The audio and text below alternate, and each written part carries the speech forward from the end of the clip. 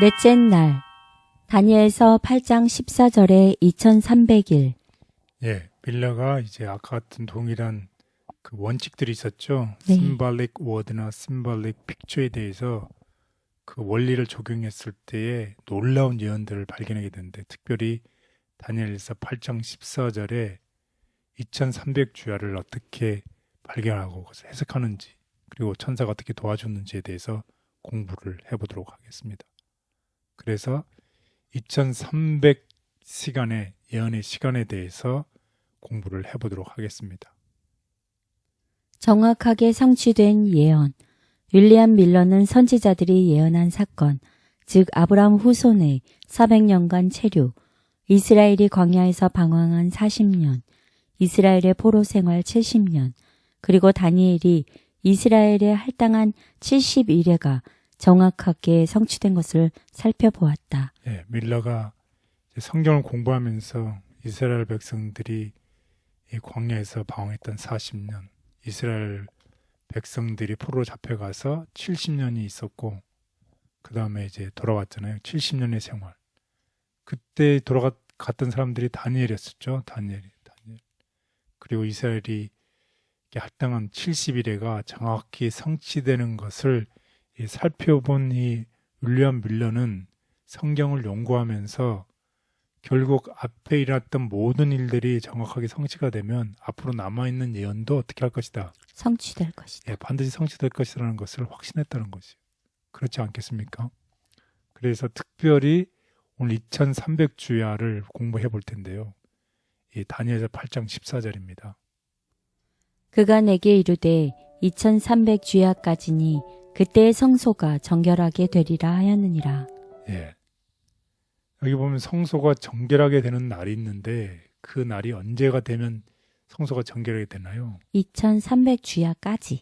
예, 2300주야의 시간이 있는데, 그 시간이 끝나는 그 시점에 성소가 정결하게 된다는 거죠. 그 당시에 이 성경은 이 지구를 의미했다고 생각했었죠. 그래서 윌리엄 밀러는 성소의 정결하는 것이 불로 땅을 정결하게 된다. 그럼 다시 말하면 이 세상에 그리스도께서 재림한다라고 이런 해석을 연구를 하게 됐고, 그것을 해석하게 됐습니다. 그래서 그는 그토록 엄청난 사건을 이해하기 위해서 부지런히 성경을 연구했고, 특별히 다니엘 8장이 2300주야를 시작점을 알 수가 없었어요. 그런데 그 힌트가 9장에 나와 있는 것을 발견하게 됩니다. 그래서 8장에서 천사는 이 환상을 이 사람이 깨닫게 하라는 지시를 받아서 다니엘 8장의 2300주야에 나와 있는 이 설명이 나중에 9장을 통해서 설명하는 것을 우리가 알 수 있습니다. 그래서 천사가 이제 무엇이라고 얘기하냐면, 내가 이제 내게 지혜와 총명을 주려고 왔다고 다니엘 9장에서 나와요. 이 지혜와 총명을 주기 위해서 왔던 이것은 무엇을 해석하기 위한 것이었나요? 결국 8장에서 해석하지 못했던, 8장에서 풀지 못했던 2300주야에 대한 이 해석을 하기 위해서 9장에서 이 천사가 얘기를 하는 것입니다. 그래서 결국은 8장과 9장이 굉장히 긴밀하게 연결되어 있는 것이죠. 그 정리를 다시 한번 해보면 8장에 2300주야가 환상을 깨달았어요. 그런데 그것이 끝나는 2300주야가 되는 끝 지점을 알고 싶은데, 끝 지점을 알려면 무엇을 알아야 돼요? 처음. 예, 시작점을 알아야 돼요. 그 시작점을 찾지 못한 것이에요. 그 시작점 때문에 아주 힘든 고민에 빠지게 됩니다. 그 시작점을 누가 알려준다는 것이에요? 9장을 통해서 알려준다는 것입니다. 그래서 9장에는 뭐라고 되어 있나요? 우리가 이것을 알 수 있는 것은 천사가 다니엘에게 너는 이 일을 생각하고 그 환상을 깨달을지니라 고 명령한 후 천사의 첫 번째 말이 다음과 같기 때문이다. 예, 그래서 여기 보면 이제 너는 이 일을 생각하고 환상을 깨달을지니라 이렇게 되어 있나요? 아니면 환상 앞에 뭐가 되어 있나요? 생각하고. 하고 그 다음에 무슨 환상? 그 환상. 예, 그 환상입니다. 그 환상. 영어에서는 전치사 더. 이것은 한번 구체적인 환상을 얘기하는 것이에요. 그래서 그 어떤 전에 있었던 일에 대한 걸 지적하는 건가요? 네, 그렇습니다. 이렇게 그 환상이라는 게 2300주야에 대한 그 해석에 대한 그 환상을 깨달으는 것이, 그 환상이라는 그 환상은 결국 무엇을 깨달으는 것이에요? 2300주야의 환상을 이제 깨달으는 것이. 네. 그러면서 다니엘서 9장 24절 유명한 성경절이죠. 이것을 반드시 알아야 됩니다. 무엇이라고 했나요? 내 백성과 내 거룩한 성을 위하여 71회를 기한으로 정하였나니. 네, 그렇습니다. 2300주야의 환상을 깨닫게 하면서 무엇을 하냐면 2300주야를 해석하기 위해서 내가 70일이라는 기간을 주어집니다. 70일의 기간을 정하였다고 그랬어요. 정하였다는 말은 무엇이냐면 어떤 큰 날짜 부분에서 그 부분을 잘라냈다는 뜻이에요. 그렇다고 하면 여러분 생각을 해보세요. 2300주야를 해석하기 위해서 왔는데 거기에 70일이라는 시간을 주어주면서 그 기간을 내가 2300주야에서 잘라내었다. 결국 알고 싶었던 것은 2300주야의 시작점을 알고 싶었던 거잖아요. 그러면 여러분들 생각하실 때 큰 숫자에서 작은 숫자를 알려주면서 시작점을 알고 싶은데, 그렇게 하면 작은 숫자와 큰 숫자의 시작점이 어떻게 해야지만이 2300주야의 시작점을 알 수 있나요? 빼줘야 되나요? 네, 시점이 같아야만이 되죠. 네. 시점이 같지 않으면 알 수가 없는 거잖아요.